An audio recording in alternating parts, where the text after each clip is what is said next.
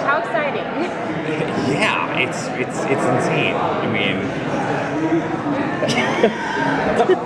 elaborate. Season 1 seems to start off really strongly with the case-by-week format. Are we going to be revisiting some of the other villains from possibly coming over from Arrow? Are we going to have brand new villains? Or there's going to be a lot of brand new villains. We're actually going to have one villain from Arrow come over.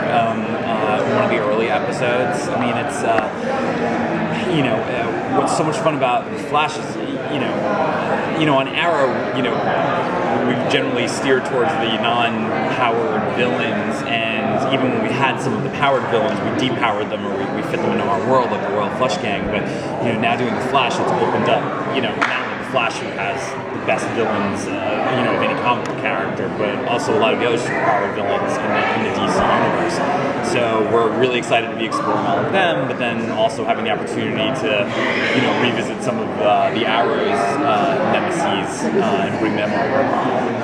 Well, what's your general philosophy on how closely the shows will be or should be connected? Because obviously there's natural connections, spin off of one another, but there's villains coming over, this is going to be Flash. Like, what's your kind of mindset on how close they should be? I think that part of the fun, at least, we always do what we want to see. I sort of joke, if I'm not up on the stage, I would be out in the audience. And, for us, so much of the fun of getting to do a spin-off and getting to do, these superheroes that, that they do exist in the same world and that we do get to see them interact. And, just even, there's sort of the big crossovers, like having Oliver and Felicity and, coming over, and Dick coming over to Flash, but then just even the little things like, the scene in the pilot, or just even,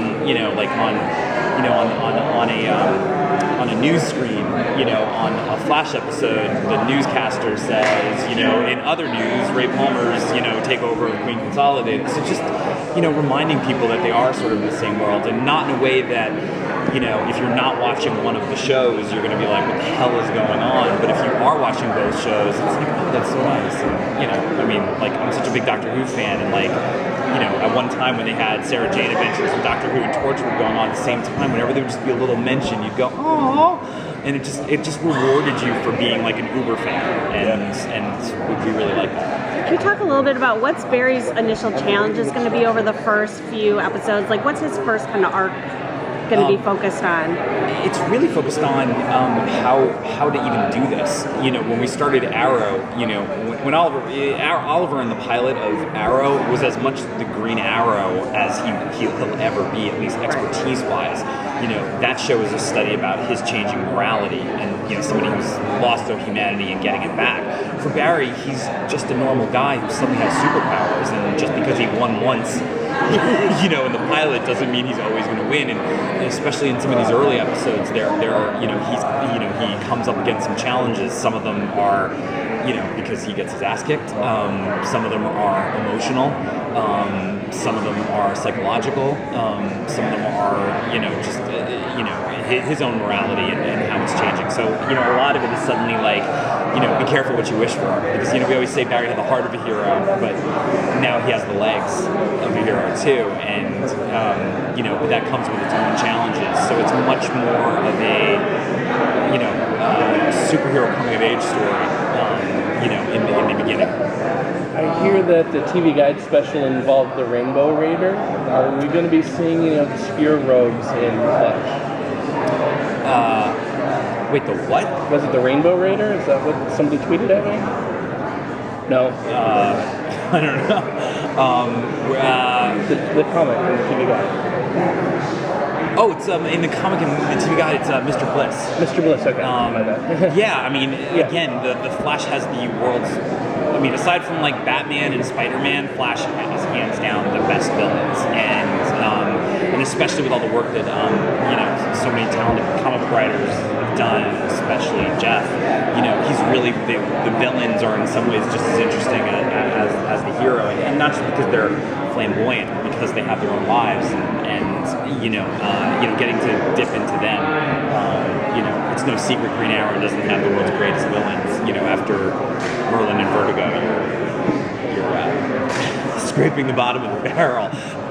But there's sort of this endless supply of villains that we're going to get to use. And one of the fun things about this show is because sometimes they have not the greatest names, like Rainbow Raider, like you mentioned, or even Captain Cold. They're not exactly Cisco, Carlos Valdez. Because he's sort of a fanboy on the show. He's constantly coming up with the names for people. So even as he's doing, he'll pitch a name. And they'll be like, that's really lame, But it's a way to sort of name check some of these villains that I think the fans will find fun. Can you talk about Wentworth Miller being on the show and any other guest stars that we can look forward to? We're so excited about Wentworth. Captain Cold is, he is he's the Joker. He's Lex Luthor, for the Flash, and to get somebody like Wentworth, it was sort of like we seem to always be the beneficiaries of like great timing, and Wentworth has since he finished Prison Break, he's been screenwriting and he wrote Stoker, and he was just now wanting to sort of dip his toe back into acting, and it was sort of like perfect timing, and Greg met with him and he really liked the character, and I think he liked being the bad guy, and we're super excited to have him. And trying to get any other big guest stars. I don't know. We sort of Bill Sadler is playing Simon Stagg from the comic books in episode 2, and we have Family Guy Records. Felicity is coming over in the same Captain Cold episode, and that's as much as I can say right now. But, Can you talk at all about the Felicity crossover, like why she comes to town or what she'll be doing? Yeah, I mean, she's going to end up helping them out on a case. When Barry, even if the Flash hadn't gone, I mean, Grant and Barry made such a huge impact on the show, and it wasn't something that like we dropped. I mean, if you kept watching the show, there was constant mentions of Barry and him being in coma, and then when Caitlin and Cisco came over. So, forgetting the Flash, there's unfinished business with Barry and Felicity, and I think it would have been a disservice to all the people who, were supporting Veracity. And as much as it clearly had meant to Felicity over the back half of the season to not address that, and in some ways it was more important to have Felicity and Barry sort of crossover than it was, to sort of do bigger crossovers with like Yarrow and Flash, because I feel like that's stuff that like the fans are going to want to like find out what happened there and what does that mean, and what does it mean moving forward. But what's really great about her coming over is, in addition to the fun of it, part of the emotional structure of that episode is it's the first time Barry and his team are having conflicts about how to go about what they're doing, and Felicity is able to both help Barry and Caitlin, Cisco, and Wells, because she knows what it's like to work on a team and not always have a team that works functionally, and how important it is to be there for each other. So it's sort of, it's great in sort of every way, because you get the Barry and Felicity of it, but she's also, it's not just a gimmick, she's really there to help the Team Flash take their next step.